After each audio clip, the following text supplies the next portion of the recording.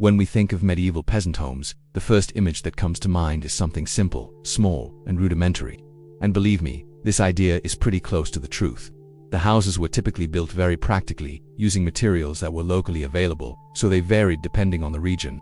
The most common material was wood. Since most peasants lived in rural areas, wood was easy to obtain, especially from trees like pine, oak, or ash. Now, what many people don't know is that these houses weren't like the homes we know today. They didn't have bricks or concrete walls. The basic structure of a medieval house was made with a wooden frame, where beams and logs were cut and assembled to form the main structure. This type of construction was called timber framing, a simple yet strong technique that allowed for quick house building. But what really made medieval homes different, and much more rustic, were the walls.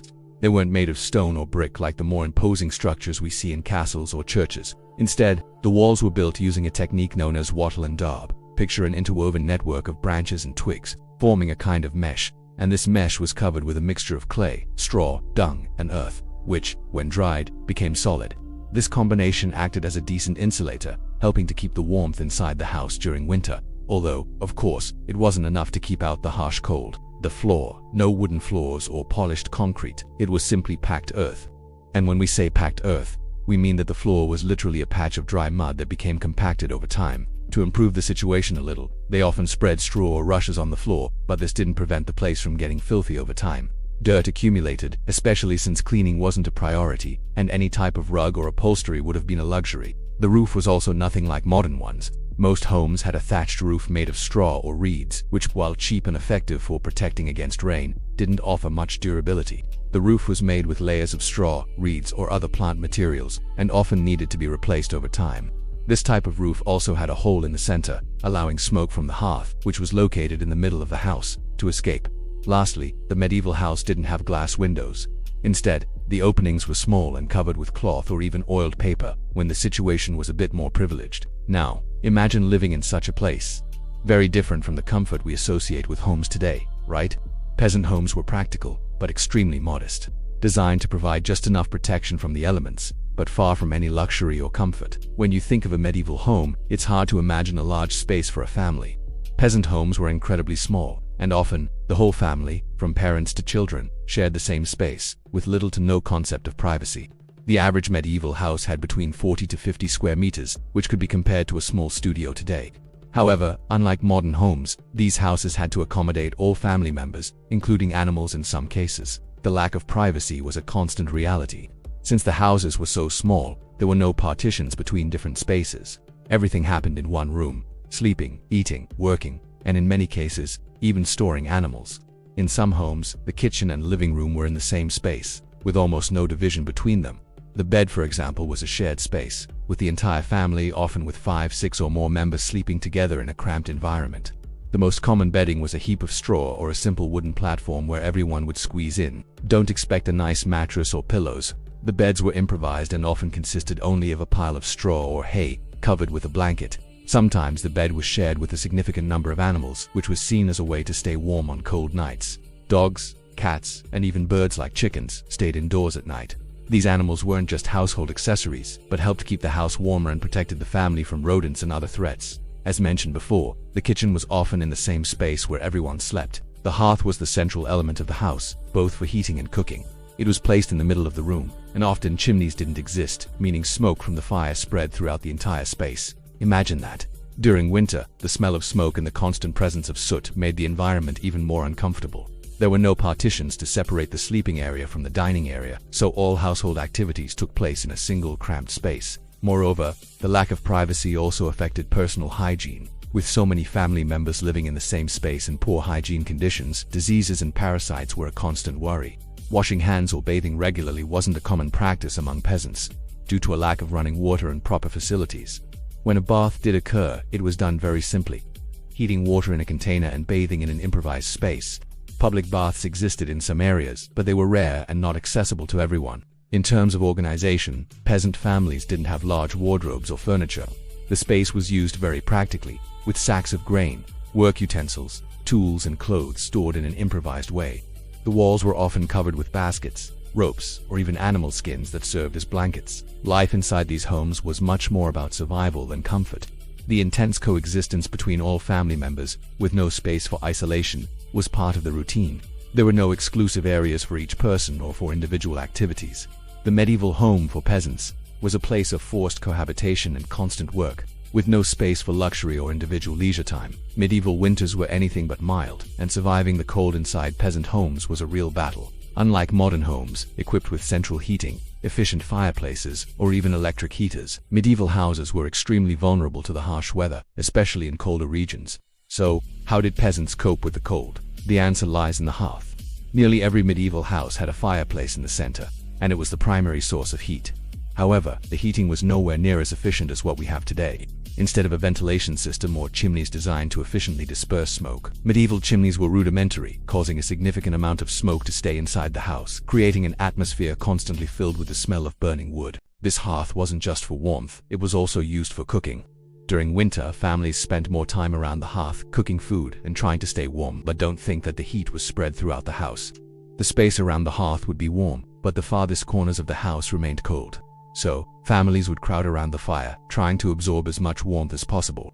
This created a very cramped environment, but it was functional for those needing protection from the cold. In some cases, peasant homes were insulated with materials like moss, straw, or even leather to block out the cold wind that would enter through cracks in the walls and roof. But as effective as these methods were to a certain extent, the truth is that the cold remained a significant enemy, especially when winter stretched on for months. We also can't forget the clothes. Peasants wore heavy woolen garments or animal skins, which were essential for protection against the cold. The beds also helped somewhat to shield against the cold, since, as I mentioned, they were often made of straw, which acted as an additional layer of insulation. However, the quality of sleep was limited since, in addition to the cold, peasants also faced the constant presence of pests like lice, fleas, and other parasites. And although there were some tricks to stay warm, winter was still a difficult time. Peasant families had to protect themselves as much as possible from the cold, but fuel to keep the hearths going was often scarce. Firewood wasn't abundant, and over time local forests were depleted by the constant demand. The warmth from the hearths was crucial, but the fuel for them wasn't always within reach. With all of this, surviving medieval winter wasn't guaranteed, and it was a constant struggle for peasants.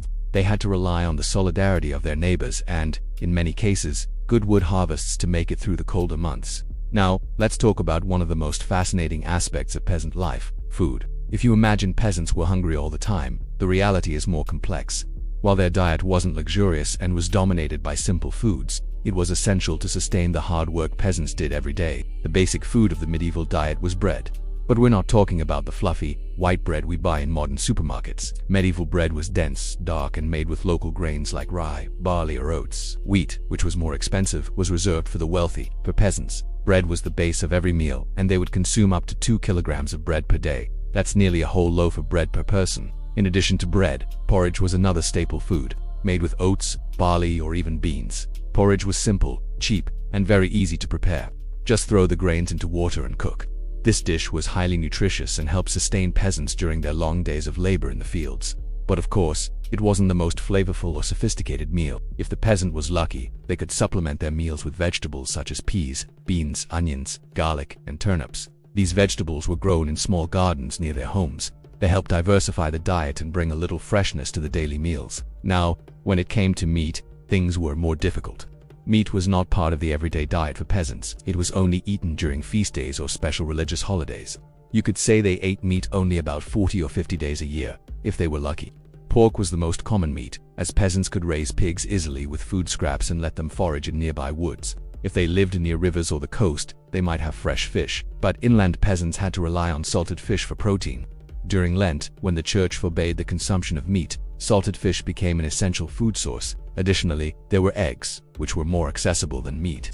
These eggs became an important source of protein when meat was scarce. We can't forget about drinks. While water was an option, it wasn't always reliable, so ale was the daily drink for everyone, including children. The interesting thing is that medieval ale wasn't as strong as beer today, but it still provided a good amount of calories and sustenance to endure the work in the fields. Preparing these meals wasn't easy. Peasant women spent hours every day cooking and preparing bread. The process of making bread involved grinding the grains by hand, mixing the dough, letting it rise, and finally baking it. All of this was done without modern equipment like mixers or electric ovens. It was hard work, but it was essential to ensure everyone had something to eat. The weather also had a significant impact on the peasants' diet. During bad harvest years, hunger was a real threat. When the harvest failed due to bad weather or wars, Peasants were forced to take desperate measures, like grinding tree bark into flour or even boiling leather to make soup. These practices were extreme, but they showed just how far peasants would go to survive. In summary, the diet of medieval peasants was simple but worked to keep them strong enough to face the labor in the fields. It was a diet primarily based on carbohydrates with little variety in meats, but supplemented with vegetables and the rare feast with meat. And even with these difficulties, bread and porridge were the true heroes of the medieval diet. Privacy is something we highly value today, but in medieval homes, it simply didn't exist. Peasant homes were small, cramped spaces filled with family members, friends, animals, and even neighbors, depending on the situation. Life in the countryside was communal, and everyone had to adapt to constant cohabitation in a limited environment. First, the homes themselves didn't offer any form of separation between the different areas. There were no rooms or partitions to divide activities. The main room was where everything happened: sleeping, eating, working, and, as we've seen, even raising animals. When a family had to share a single room, the boundaries between activities were practically non-existent, even when it came to sleeping. Often everyone, including children and grandparents, crowded together in a single straw bed. There was no concept of having a room for each family member or any form of individual privacy. To add another layer to this, the concept of personal hygiene was also closely tied to this lack of privacy. There were no bathrooms or private spaces where people could retreat for personal care. Baths were rare and often taken in public or in small, improvised spaces within the house. The lack of running water also meant that any form of personal cleaning was done very simply, with water heated in a bucket, offering no comfort or space for privacy. Furthermore, since peasants often shared their homes with animals, the idea of privacy inside the home became even more difficult to achieve. Animals like pigs, cows, chickens, and even goats slept indoors, creating an even more crowded and communal environment. Peasants would often bring their animals inside to keep them warm during cold nights. But this also meant the spaces were even more overcrowded, with no isolated areas where a person could be alone. On the other hand, this lack of privacy wasn't just a matter of space, it was also a matter of necessity and survival. In medieval times, a peasant's life was hard and full of strenuous work. There was no time for moments of individual rest or reflection. Families lived together, sharing responsibilities, struggles, and joys. Even though the space was cramped and uncomfortable, this forced cohabitation helped families stay united and survive what life in the countryside imposed. And it wasn't just the privacy of homes that was limited. Social relationships in the community were also very communal. The village or town where peasants lived functioned as a large support network. Privacy and individuality were difficult concepts to apply when neighborly relations were so close and the need for survival took precedence over any idea of isolation. In the end, the lack of privacy in medieval homes reflects a lot about how people's lives were entirely different from ours. Today, we're used to having our own spaces, our own rooms, and even time alone to reflect or rest. But for medieval peasants, privacy was a luxury they couldn't afford. Close cohabitation was a fundamental part of their lives. If you think medieval peasants lived in a peaceful environment with just family members in their homes, think again. In fact, the medieval home was more like a large shared lodging, not just for humans but also for a variety of animals. Yes, animals were a fundamental part of peasant life, and there was no escaping this reality. One of the reasons for this was the harsh climate. During winter, temperatures would drop drastically, and the best way to keep animals warm was to bring them inside. This not only helped prevent animals from freezing to death, but also provided a bit more warmth for the humans. Peasants, already burdened with hard labor in the fields, simply couldn't afford to lose their animals. So cows, pigs, goats, chickens, and even dogs were housed in the same homes as the family. However, living with animals wasn't just a winter survival issue. Many peasants kept animals inside their homes year-round, not only for warmth but also for practical reasons. Animals like chickens, for instance, helped provide fresh eggs every day. Dogs were used to protect the home and livestock from potential intruders or predators. These animals played an essential role in the daily lives of peasants, becoming part of the routine and often sharing the same space as their owners. Despite these challenges, peasants had to live with their animals, not just for warmth and food but also as part of their daily work cycle. Animals were essential tools in the fields, helping with plowing and transporting goods. For the medieval peasant, living with animals was a natural and unavoidable part of life. In the end, medieval peasant homes were places of constant cohabitation and shared labor, where humans and animals lived side by side to survive. While this created a number of hygiene and health difficulties, it also reflected the harsh reality of the time. Life was tough and full of challenges, but cooperation between family members, neighbors, and even animals was the only way to overcome them.